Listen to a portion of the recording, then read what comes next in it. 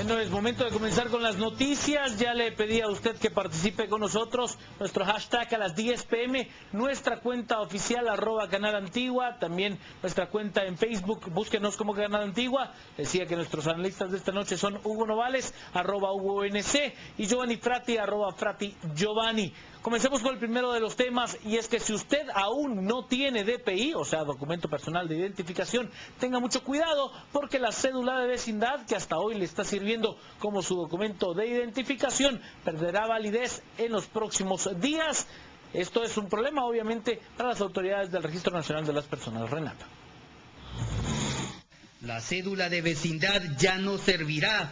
La Corte de Constitucionalidad rechazó 2 amparos interpuestos por la Procuraduría de los Derechos Humanos y el diputado Amílcar Pop, quienes intentaron que el artículo 92 de la Ley del Registro Nacional de las Personas quedara sin efecto. Este artículo reza que a partir de enero del 2013, el único documento válido para los ciudadanos es el DPI. La PDH y el congresista interpusieron los amparos aduciendo que el RENAP no estaba en la capacidad de brindar a todos el documento y sobre todo de arreglar los problemas que se daban en este. La sentencia de la CC es definitiva y cobrará vigencia cuando se publique en el Diario Oficial, es decir, que a la cédula le quedan pocos días de validez. El alto organismo dio 24 horas a las partes interesadas para que pidan una aclaración de la resolución.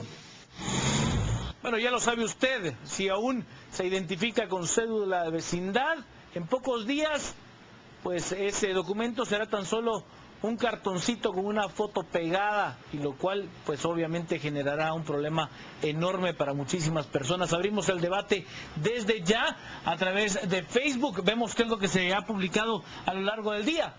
El problema es que hay muchos guatemaltecos que aún no tienen su DPI, y no porque no lo hayan tramitado. Se debe de imputar la responsabilidad a los registradores civiles y al RENAP por no haber meditado ese asunto. Obdulio Mejía nos dice, sí, pero tengo entendido que hay casos pendientes de resolver en la PGN por reposición o pérdidas de datos. Melanie, pues ya es justo, ya hace años que se inició el trámite y la gente todo lo deja a última hora. 3 años ya hubieran solventado esos casos. Brenda de la Roca, hay expedientes en la PGN desde enero y no le han dado ninguna resolución. Sheila Flores, con el DPI ya queda uno empadronado, se pregunta. Sofía Arana, hace ya 3 años la gente es una dejada, con el tiempo debieron de haber arreglado si hay algún problema. Abrimos el debate. Buenas noches, Hugo Novales. Buenas noches, Juan Carlos. Buenas noches, Phil, Giovanni, y buenas noches también a nuestros televidentes hoy. Bueno, con el tema del DPI hay que tomar varias consideraciones en cuenta. Primero, que a pesar de que el fallo se dio hasta ahora, efectivamente, de facto, lo que se dio fue una prórroga de aproximadamente 7 meses en la vigencia de la cédula. Es decir, a pesar de que en ningún momento hubo certeza sobre que la cédula o el DPI era, sobre la validez de la cédula, al ampararse a la ciudadanía, lo que se hizo fue prorrogarlo durante 7 meses. Entonces, sí hay una época complicada, licenciado Novales. En plena época electoral no nos pusimos de acuerdo si cédula, si DPI. Era un riesgo innecesario. Pero hay una cuestión interesante. Cuando volvemos al tema de las elecciones, y ese era el otro punto que quería tocar, en su momento había una especie como de paranoia sobre la situación del DPI. Obviamente la documentación es algo que tiene que manejarse transparente, que tiene que manejarse con mucho orden, pero había una creencia de que de que el retraso en la entrega de DPIs respondía a algún intento del entonces partido oficial de querer hacer algún tipo de fraude o de impedir el voto a los más jóvenes. Pero cuando uno analizaba ya los datos concretos de la entrega de DPI, se daba cuenta de que en muchos casos, de hecho en la mayoría de casos, por ejemplo entre los jóvenes entre 18 y 25 años, que eran en ese caso los nuevos votantes, lo que pasaba era que la gente iba a sacar su DPI y pasaban meses sin irlo a recoger. Entonces ahora me pregunto, con la vuelta de vigencia, digamos, única del DPI, el problema que va a tener el RENAP ahora es que va a haber una demanda grandísima de personas que están sacando su DPI con carácter urgente, porque la cédula deja de perder vigencia. Y entonces, ¿qué es lo que pasa? Que esta misma demanda, que posiblemente el RENAP no esté preparada para atender, esperemos que sí, pero es posible que no, lo que va a ocasionar es que hayan todavía más atrasos. y esto sería un problema serio, porque al final entonces tendríamos mucha gente con una situación irregular de documentación. Yo le expreso mi opinión y se la pregunto a Giovanni Frati. Sí. A mi parecer, el cambio de la cédula del DPI fue demasiado desordenado, poco calculado el riesgo de tomar el control de los registros civiles y unificarlos en una misma entidad.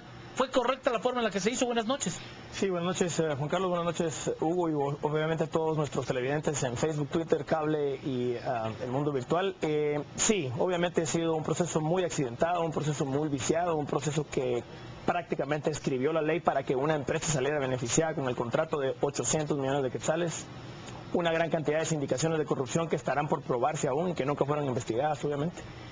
Pero habrá que decir también que la nueva administración de RENAP realmente sí ha entregado 2 millones de documentos que hacían falta entregar, y eso por supuesto son avances. Sin embargo, hay todavía 30.000 personas que no están documentadas, que probablemente entren en lo que en el derecho se llama una muerte civil, que es que no van a poder actuar y no van a poder, digamos, identificarse, y con eso el gobierno les va a violar sus derechos humanos. Con eso el gobierno se expone a litigios masivos de derechos humanos y litigios masivos de daños y perjuicios, porque la identificación es un derecho humano por excelencia, y si el Estado no puede proveer de identificación a sus ciudadanos, les está violando sus derechos humanos más fundamentales.